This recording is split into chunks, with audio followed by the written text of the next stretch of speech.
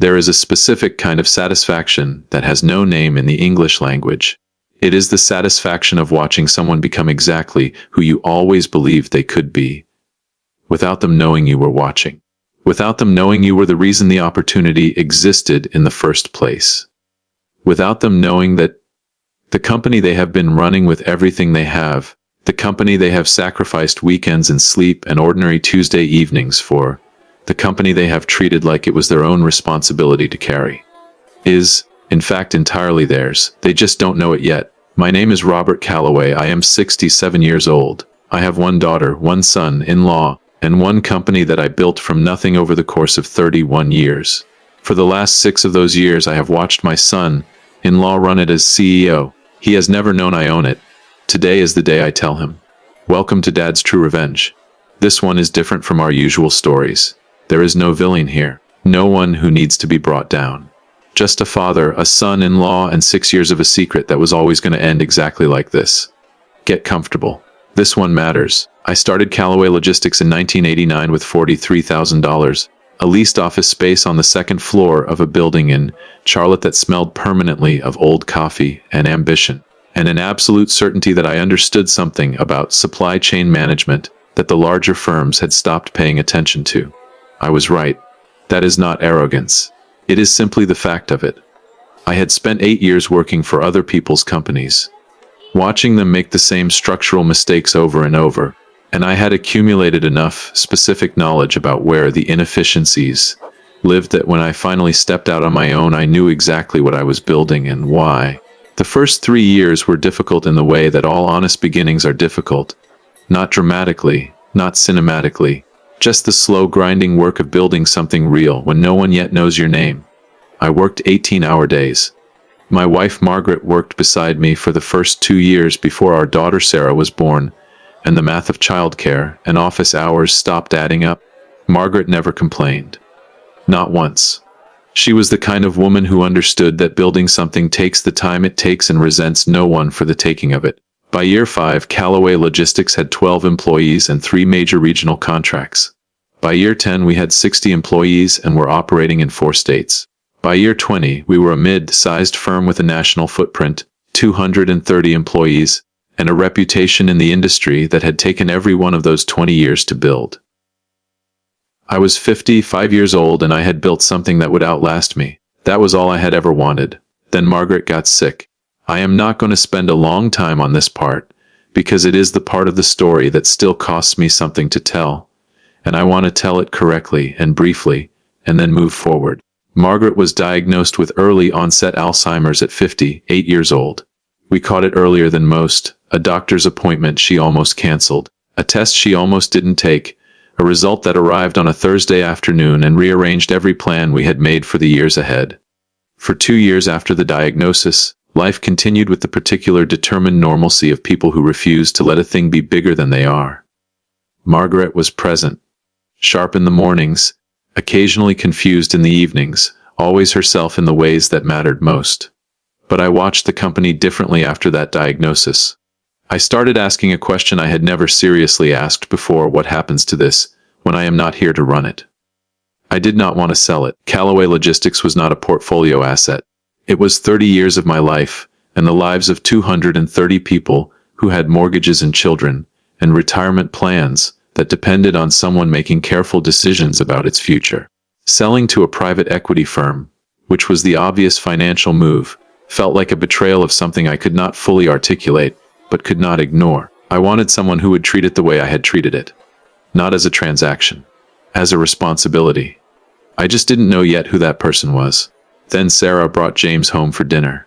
My daughter Sarah is 36 years old. She has her mother's eyes and my stubbornness and a laugh that fills whatever room she is in the way sunlight fills a room, not by announcing itself, just by being present. She had been dating James Whitfield for 8 months when she brought him to dinner. He was 32, a senior operations manager at a mid-sized firm in Atlanta. Quiet in the way that genuinely confident people are quiet, not because they have nothing to say, but because they are comfortable enough not to say everything at once. I watched him at dinner the way I watch everyone, carefully without appearing to. He asked Margaret about her garden. Not as small talk, as genuine inquiry. following up on her answers, remembering details she had mentioned and returning to them. When Margaret got slightly confused about a story she was telling, he did not fill in the silence with discomfort or redirect the conversation with obvious pity. He just waited, with the patient attention of someone who understood that the story was worth waiting for. I noticed that. After dinner, while Sarah helped Margaret inside, James and I sat on the back porch. He asked me about the company, not in the networking way, not fishing for opportunity, just curious the way people are curious about things they respect. I told him about the early years. The $43,000. The second-floor office that smelled like old coffee. The 3 regional contracts that became a national footprint. He listened to all of it. Then he said, "What was the thing that almost broke it?" "Every company has one." "What was yours?" I looked year 4. I said, "I lost our biggest client and had to lay off 11 people in the same month. I almost quit." "What stopped you?" "Margaret," I said. "She told me that quitting was a permanent solution to a temporary problem, and then she went back to reading her book." He smiled. "The real kind." I decided that evening that I liked James Whitfield. More than liked him. I decided he was the kind of man I had been looking for, without quite knowing I was looking. I did not say any of this out loud. I am not a man who says important things before they are ready to be said. But I began that evening to think. Sarah and James married 2 years later. Small ceremony, exactly the way Sarah wanted it. In a garden outside Charlotte with Margaret present and luminous in a blue dress she had bought herself, and which she mentioned 4 separate times that day. She had found on sale. I gave a toast that was, I have been told, unusually short for a father of the bride. I said, "James, I have spent 30 years building something I am proud of. Today I am prouder of this than I have ever been of any of it." I sat down. Margaret squeezed my hand under the table. 6 months after the wedding, I made James an offer. I told him I was looking for a new CEO for Callaway Logistics. That the current leadership structure was changing. That I had been watching the industry and believed the company needed someone with fresh operational thinking and the energy to take it through its next phase of growth. I did not tell him I owned the company. I told him I was on the board, which was true. I told him the ownership structure was a private holding arrangement, which was also true. I told him the position came with full executive authority, a competitive compensation package, and complete operational independence. All of this was true. What I did not say was that the private holding arrangement was a trust I had established in my own name, and that the board I sat on had exactly 1 voting member. Me. James asked for a week to think about it. He talked to Sarah. He called me twice with specific questions about the company's financial structure and growth trajectory. Questions that told me, with each answer I gave, that I had made the right choice. He accepted on a Thursday morning. Started the following Monday. I watched him walk into my building, the one I had built from $43,000, and an office that smelled like old coffee. And I felt something I did not have a word for then and still do not have a perfect word for now. Pride is close. But it is more than pride. It is the specific feeling of watching something you built become something larger than you built it to be. What James did with Callaway Logistics over the next 6 years is the part of this story that matters most, and which I will try to tell with the accuracy it deserves. In year 1, he restructured the operations division, carefully, without disruption, the way a surgeon operates rather than the way a demolition crew works. He identified 3 inefficiencies I had known about for years, and had never found the right moment to address, and he addressed them in the first 90 days with the calm confidence of someone who had done his homework before he walked in the door.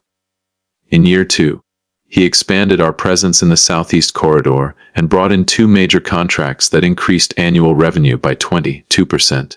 He did this by building relationships, actual relationships, the old-fashioned kind, based on showing up and following through, rather than the transactional networking that most people in this industry mistake for relationship building. In year 3, Margaret passed away. She went quietly, on a Tuesday morning in November, in the house we had shared for 34 years. I was with her. Sarah was with her. James sat in the hallway outside her room for 4 hours, because he did not want Sarah to be alone in the building, even if he could not be in the room. When it was over and I walked out into the hallway, he stood up and put his hand on my shoulder and said nothing. Just stood there. The way you stand with someone when words are the wrong tool for the moment. I have not forgotten that. In year 4, James turned down an acquisition offer from a national firm that would have valued the company at a number that made my accountant call me twice to confirm I had heard it correctly. He turned it down because, and I know this because I reviewed his board memo, the memo he wrote to a board that was, as I have mentioned, just me. He believed the acquisition would compromise the company's operational identity and expose the workforce to restructuring risk that the financial premium did not justify. He wrote, Callaway Logistics was built on the principle that people are not overhead. I am not prepared to sign a document that treats them as such. I read that sentence 4 times. Then I called my attorney and told her it was time to update the trust documents. In year 5, he hired 43 new employees and opened a regional hub in Tennessee that I had been planning in my head for 11 years and never executed. He executed it in 8 months. In year 6 this year, Callaway Logistics posted its strongest annual performance in its 31-year history. Revenue up 31% over his first year. Employee retention at 94%. 3 industry awards. A company culture survey that made me, reading it alone in my study on a Sunday morning, genuinely emotional in a way I was not expecting, and which I will not fully describe here. He had taken everything I built and made it better. Not louder, not flashier, better. The way things get better, when someone treats them with care and intelligence, and the specific kind of respect that comes from understanding what something costs to build. I called my attorney on a Monday morning in March. It's time, I said. Are you sure? She said. I have been sure for 4 years, I said. I was just waiting for the right moment. What's the right moment? She said. When it's undeniable, I said. When there is no version of the conversation where he could wonder if it's pity or obligation. When the work has already spoken so clearly that the gift is just the paperwork catching up to the reality. She was quiet for a moment. Robert, she said, that might be the most thoughtful thing I have heard in 30 years of estate law. Don't tell anyone, I said. I have a reputation to maintain. I asked James to dinner on a Wednesday evening. Just the 2 of us. Sarah knew, had known for 2 months, had cried in my kitchen on a Sunday afternoon when I told her, and then composed herself and said, Dad, only you would do it this way. And then cried again. We went to a restaurant in Charlotte that Margaret and I had gone to for 30 years. Quiet, unhurried. The kind of place that does not need to announce itself because the people who need to find it always do. We ordered. We talked about the Tennessee hub, about a new contract James was evaluating, about Sarah's plans to go back to school in the fall. Normal conversation. The conversation of 2 people who have known each other long enough that silence between sentences is comfortable, rather than something that needs to be filled. After the main course, I put a folder on the table. James looked at it, then at me. What is this? He said. Open it, I said. He opened it. He read the first page. I watched his face. He read it again, slower. Then he looked up. Robert, he said. Yes, I said. This says, he stopped, looked back down. This says you own Callaway Logistics. I do, I said. I have since 1989. Silence. The specific silence of someone receiving information that is rearranging a significant number of things simultaneously. The board, he started. Is me, I said. Has always been me. For 6 years, he said. I have been reporting to a board that was you, I said. You have been running the company the way you would run it if it were yours. Because I needed to know that before I made it yours. He looked at me. Something moved across his face that I cannot fully describe. Not anger. I had prepared for the possibility of anger, and it was not anger. Not shock exactly, though shock was part of it. Something more complex. The expression of a man who is recalibrating a significant portion of his recent history, and finding that the recalibration, while disorienting, does not change anything he actually did. Why didn't you tell me? He said. Because I needed to see who you were when you thought there was someone watching, I said. And I needed to see who you were when you thought there was no one watching. And I needed to know they were the same person. He was quiet. Are they? I said. He looked at me for a long moment. I turned down $47 million, he said. I know, I said, because I didn't think it was right for the people in that building. I know, I said. I read the memo 4 times. Something shifted in his face. The beginning of something that was going to take a while to fully arrive. James, I said. I slid the folder toward him. Margaret and I built that company. We built it for 30 years with the specific hope that it would outlast us and be in the hands of someone who understood what it was built on. I paused. He turned to page 4. He turned to page 4. He read it again. This is a transfer of ownership, he said quietly. Complete and unconditional, I said. Effective the 1st of next month. My attorney has been preparing it for 2 years. He looked up. His eyes were bright in a way that a 67-year-old man recognizes and does not comment on. Robert, you wrote in a board memo, I said, that Callaway Logistics was built on the principle that people are not overhead. I looked at him steadily. Margaret would have loved that sentence. She would have cut it out and put it on the refrigerator. He pressed his lips together. Looked down at the folder. I don't know what to say, he said. You don't need to say anything tonight, I said. Take the folder home. Talk to Sarah. She already knows. She has known for 2 months and has been very patient, which, as you are aware, is not always her strongest quality. He laughed, the real kind, the kind that comes from somewhere genuine. There is one condition, I said. He looked up. The name stays, I said. Callaway Logistics. Margaret's name, my name, it stays on the building. He nodded immediately, without hesitation. Of course, he said. It was never going to change. I picked up my water glass. He picked up his. To Margaret, I said. To Margaret. He said. We drank. Outside the restaurant, Charlotte was doing its warm spring evening thing, unhurried, indifferent to the small and significant moments happening inside its buildings, the way cities always are. Margaret used to say that the best investments are the ones you make in people. Not because people always return what you put in. She was too honest for that kind of sentiment. But because the alternative, building things that outlast you and leaving them to chance, seemed to her like a failure of imagination. I built Callaway Logistics over 31 years.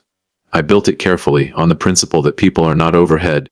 That work done with integrity compounds the way good investments compound, that a company is only as good as the culture of the people inside it.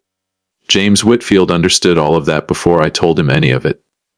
He understood it in the way he asked Margaret about her garden, in the way he waited in a hallway for 4 hours so his wife would not be alone, in the way he wrote a memo that said what it said and meant what it meant, and did not calculate what it would cost him. He never knew I was watching. That was the point. The best things people do, they do when they think no one is looking. That is how you know who they really are. I know who James Whitfield really is. Margaret knew it too. She told me 3 months before she passed, on a morning when she was very clear and very present and very much herself.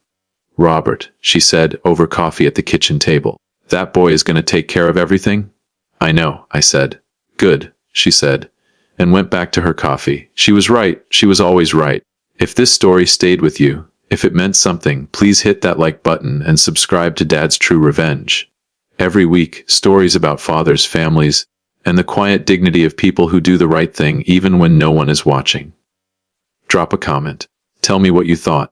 Tell me about someone in your life who deserved to know what they meant to you. And as always, the best things in life are not loud. They never are. See you next week.